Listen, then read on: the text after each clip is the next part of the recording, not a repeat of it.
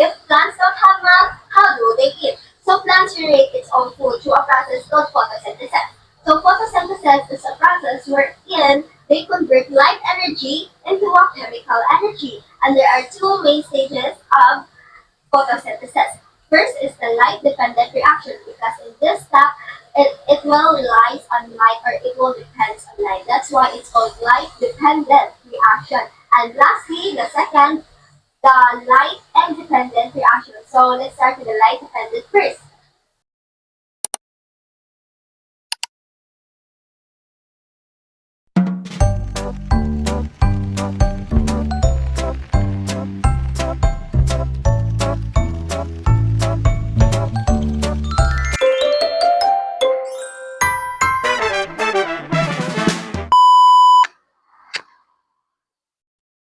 So the photosynthesis happens in a plant cell and inside the chloroplast.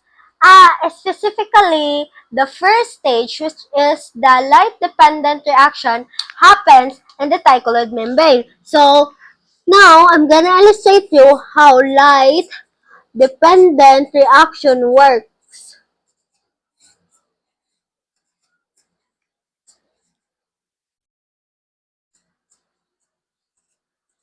So light-dependent reaction requires light energy. So it requires sunlight.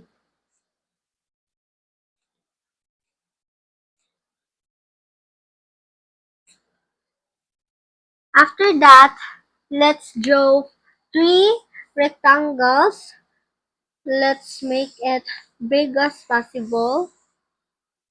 So it will be visible in the screen.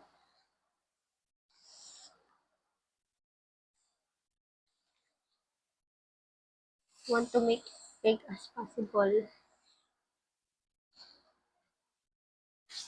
So there you have it, three rectangles. After that, we're gonna draw something like this.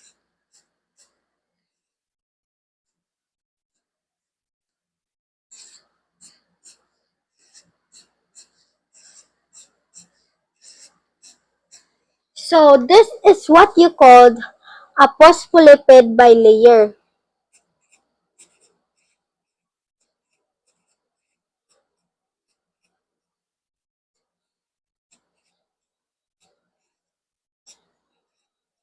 So this is a phospholipid bilayer.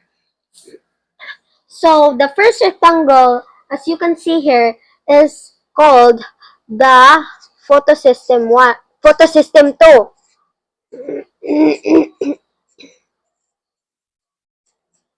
Or also known as PS2.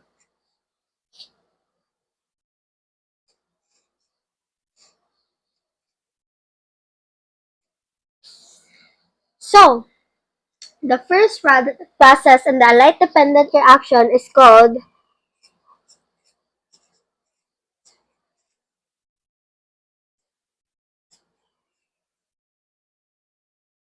photoexcitation. Photoexcitation happens when light energy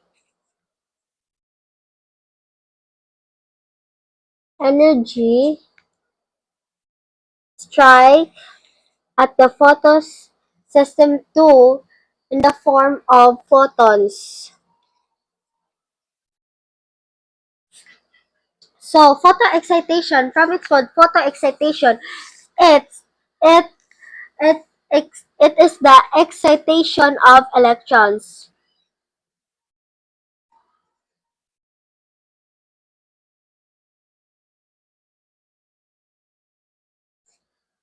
So as the sun, the light energy strike at the photosystem 2 in the form of photons, it it excites electrons and the electrons will gain its energy, which causes the electrons to move.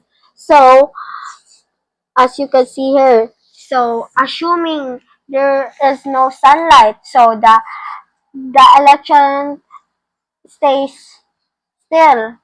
It doesn't move because it doesn't have energy.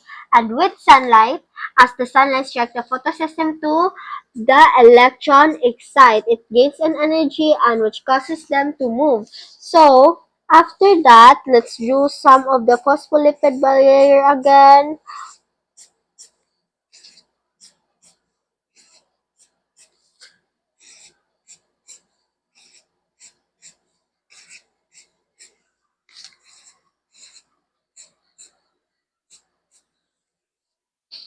So, this is the phospholipid bilayer.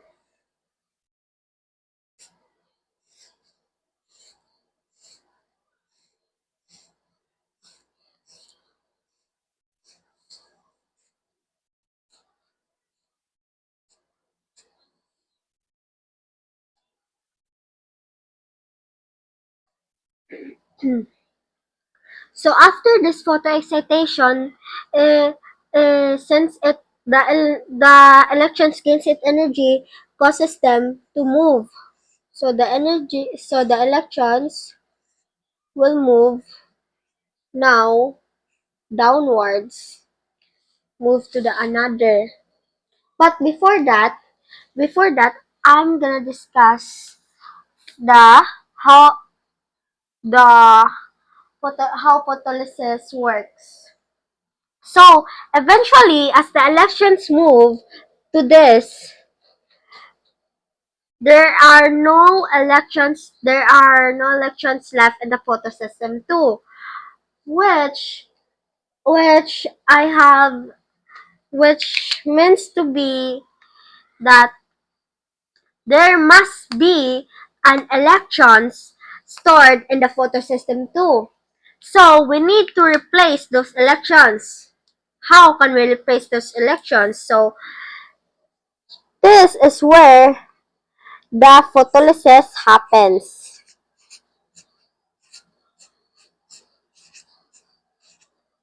So, the photolysis is the splitting of water molecules. So, you have water here, so H2O is water, and the water splits.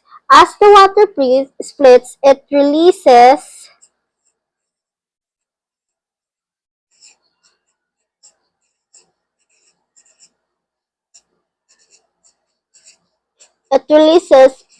oxygen into the atmosphere.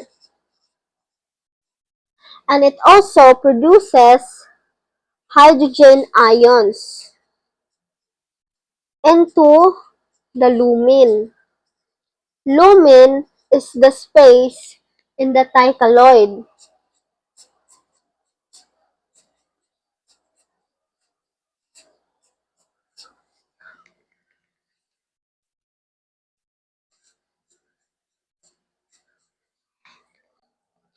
So, and it also replaces the electrons lost in the photosystem too.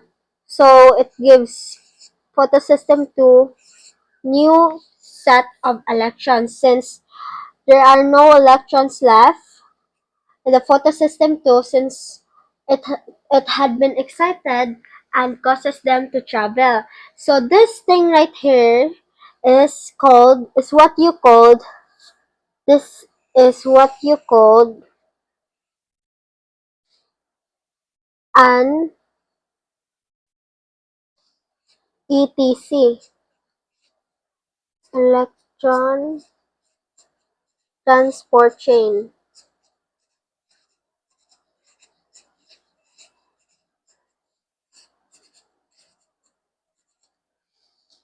ETC, electron transport chain. So, electron transport chain is composed of mm, many phospholipid bilayers. So, these are phospholipid bilayers I have mentioned earlier. So, as the electrons travel via ETC, it produces energy and that energy is used to prompt hydrogen ions. So there will be an additional hydrogen ions in here. So there will be additional hydrogen ions in here. So That is the reason why the thylakoid is a high concentrated area.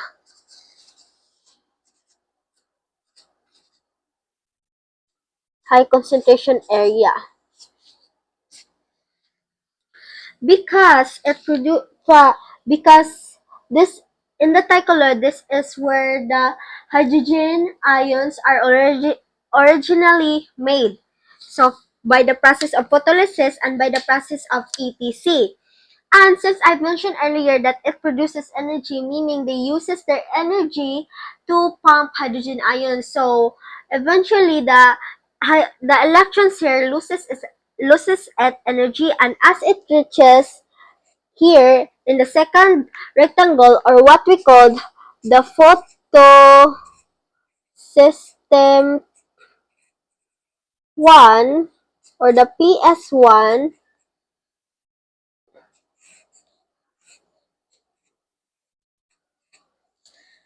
it has no energy. So how can we proceed if there is no energy? So we need another strike of sunlight again. And same just like what happened in the photosystem 2, another strike of sunlight, meaning another excitation of electrons, meaning the electrons will gain its energy and causes it to move again. So it will move again via ETC.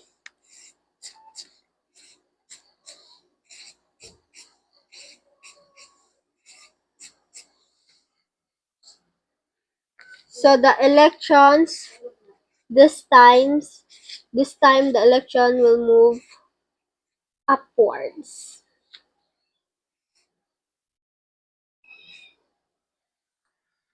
So but before I'll continue that, I have to discuss something before that. So since hydrogen ions are stored in the lumen, the hydrogen ions will be moved into the stroma by an enzyme called ATP synthase. By an enzyme called ATP synthase. So this is an enzyme. By an enzyme called ATP synthase. And this process is called chemiosmosis.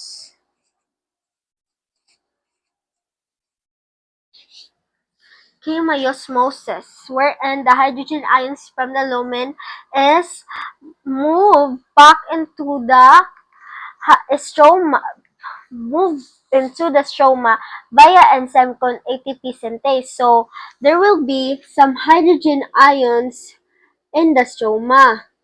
So the hydrogen ions, there will be hydrogen ions in the stroma. Just imagine that there are hydrogen ions in the stroma.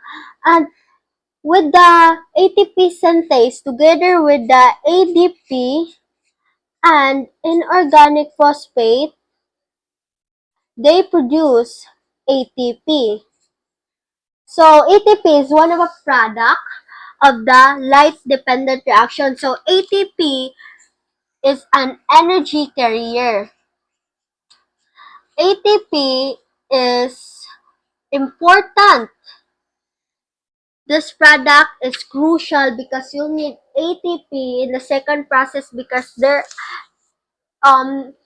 is no sunlight, meaning there's nothing that can give energy. So that's why you need ATP because it is an energy carrier since the independent doesn't require sunlight. That's why it's also called as dark reaction. So what is the meaning of ADP? The meaning of ADP is adenosine diphosphate and PI is inorganic phosphate. And together with ADP, PI, and ATP synthase, the hydrogen ions that came from the lumen will go to the ATP synthase by an enzyme together with the ADP and inorganic phosphate. They will create a product what that is called ATP. ATP meaning adenosine triphosphate. And adenosine triphosphate is an energy carrier. So we're done with this. So let's explain this. What will happen to the electrons moving upward? So as the electrons move here, there will be a molecule that is called NADP plus. NADP plus meaning nicotinamide adenine dinucleotide phosphate together with the hydrogen ions, they will produce NADPH. So you'll just add hydrogen to the same meaning as here, but you'll just add hydrogen. So it's nicotinamide adenine dinucleotide phosphate hydrogen. So have you even wondering how the hydrogen ions came from? Because there's no hydrogen ions in the stroma. I will I will mention it again that the hydrogen ions in the stroma came from the lumen because of the process called chemiosmosis, which causes the hydrogen ions to flow back into the stroma. That's why there's hydrogen ions, and that is one of the reasons why a stroma is an area that has low concentration. Because unlike in the thylakoid produces its own hydrogen while the stroma depends on the hydrogen ions that has been moved into the stroma or in this area because of this process, and without the process photolysis and ETC or the electron transport chain, there will be no chemiosmosis. So it is important that none of this would error. And also, what you call this is this last process is called reduction reaction. So this is the fifth process. So let's recall the process again. The photoexcitation, photolysis, ETC or electron transport chain abbreviated by ETC, chemiosmosis, reduction reaction.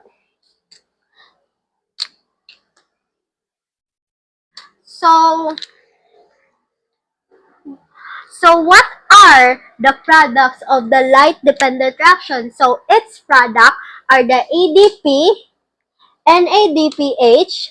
So I forgot to mention that NADPH is an electron carrier. So